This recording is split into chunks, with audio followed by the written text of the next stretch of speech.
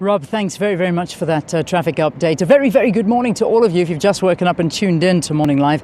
We are coming to you from the parliamentary precinct. This is where Finance Minister Pravin Gordhan is expected to deliver his budget. It'll be happening around about 2 o'clock this afternoon, and that is going to be covered live here on SABC, and of course all the analysis coming your way in the run-up to that. So we're looking forward to finding out how the minister is going to deliver what many are predicting, his toughest budget yet for many, many reasons. Well, we're also hoping that we'll be able to stop the minister as he does arrive here and have a quick chat with him. I know he can't divulge too much, but it's always nice to find out how he's feeling on this very, very big day for him. We're also asking you to please write into us this morning at Morning Live SABC. We want to hear some of your opinions. We've been putting some graphics onto the screen throughout the interviews and throughout the broadcast, asking certain questions to certain sectors of society, and whether or not you feel that the budget does speak to you. What would you like to see more money allocated to, and that fine balancing act that the minister is going to be working towards, how you think he's going to handle it or how you think he should handle it. We'd really love to hear from you. So that's at Morning Live SABC. That budget question, will you afford that increased VAT? That's a big one. I think we're all hoping that that's not too big. Another question, do you know your tax bracket? Or do you only sort of start calculating it once the budget is announced and then forget about it? Also, how can we achieve faster and meaningful growth? That is a nice question. And it's that expenditure, that terrible expenditure, perhaps not buying expensive cars for ministers and premiers, etc. That could help us save a little bit. But who knows? I leave that to you to answer that question. Does the budget cater to South Africa's 50 million population? Why? And why not? Those are some of the questions that we are asking you here this morning, and we'd love to hear from you. Now, one of the allocations that the minister has to cater for in his budget, of course, is that public wage bill. It's a massive bill, and he has to cater for it today. It's always a cause for conflict, as Labour argues it's underpaid, but Treasury says the wage bill is just far too bloated.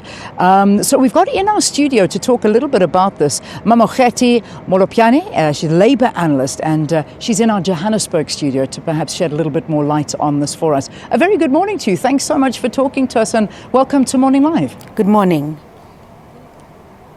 Molopyane, we talk about this wage bill, and it's always, as I mentioned, a cause for contention. Some wanting it to go down, others wanting it to rise. From your perspective, talk to us about the wage bill. What are your expectations today?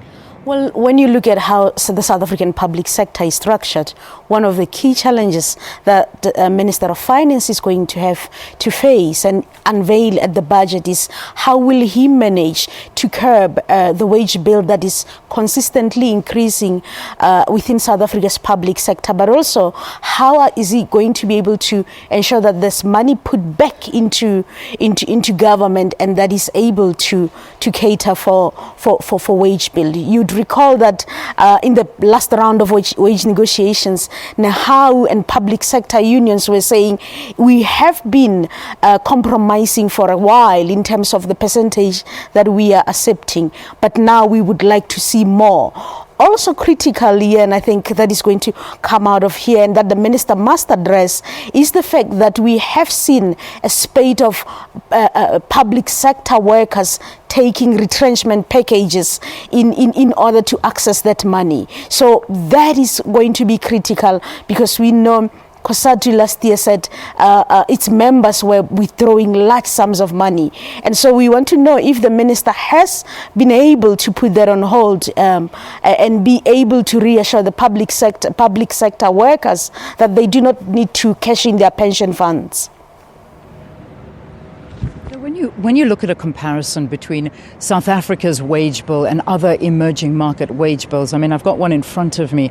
It's almost excessive when you look at many other emerging markets, and the fact that we have one of the highest in the world is a little bit worrying, and that it accounts for around about 12% of our GDP. What do you think needs to be done to assist this wage bill and this very, very bloated one at that? Well, South Africa will have to, of course, and I think the minister must bring that out very clear. We will have to, of course, put a stop temporarily in terms of expanding the public sector, because our public sector remains one of the highest in the world. But not only that, the percentages of wages that are paid within that public sector continues to be high for a developing economy, for a country with a stagnant economy. So I think what would need to happen within today's budget speech that is going to somehow balance the high public sector wage is for Minister to come out very clear to tell the private sector, enough of the investment strike that you are on. You as the private sector need to create jobs so that we can have the private sector employ more people instead of the public sector being the biggest employer. And that is the reality of South Africa, Leanne. Our public sector is the country's biggest employer, and it's unsustainable in the long term. But above all, in a country with a stagnant and slowing down economy, we cannot afford to have wages go towards a public sector. So while it is acceptable that the public sector must have employees and to deliver key services, we need the private sector to come out of the sand, because that's what they are doing now, and create jobs, because it is the private sector that is going to offset and balance that high employment numbers that are needed, but also take some of the weight off the public sector by creating jobs. That's a good solution, and one that we've always been asking for, and yet it's something that seems so difficult to achieve. There's also a talk of tax increases. The effect on workers, how do you think that this is going to influence them? It's going to be quite impactful, particularly on that sector of public sector workers, because they are going to be taxed based on what they are earning. They are going to be taxed based on the percentage of increase that they received within the salary. But for the average worker in auto industry, in the mining sector, in the cleaning sector, depending on what that sector's minimum wage at the entry level is, it might have an impact on that. And that the sad reality of balancing out the tax in South Africa is that our low income earners really cannot afford to pay any higher tax. Our high income earners, of course, can. And I think we look to Treasury to strike a balance in taxing income. And that is an aspect that I would personally be looking for, to say, how will the tax increase that is coming going to affect the entry level worker, the median worker, and the high income earning worker? Because given the context of how employment and the definitions of employment in South Africa is structured, and how earnings are measured, and how median salaries of the majority of the population has remained stagnant. Mamokgethi, thank you for talking to us here on the program. Mamokgethi talking to us about labour and their needs and demands when it comes to earning a decent living. And one thing we didn't even touch on, and I hope I can maybe steal 30 seconds from you, and then it's straight to sports news with Valen. This minimum wage bill, were you happy with that? It's a welcome start for South Africa.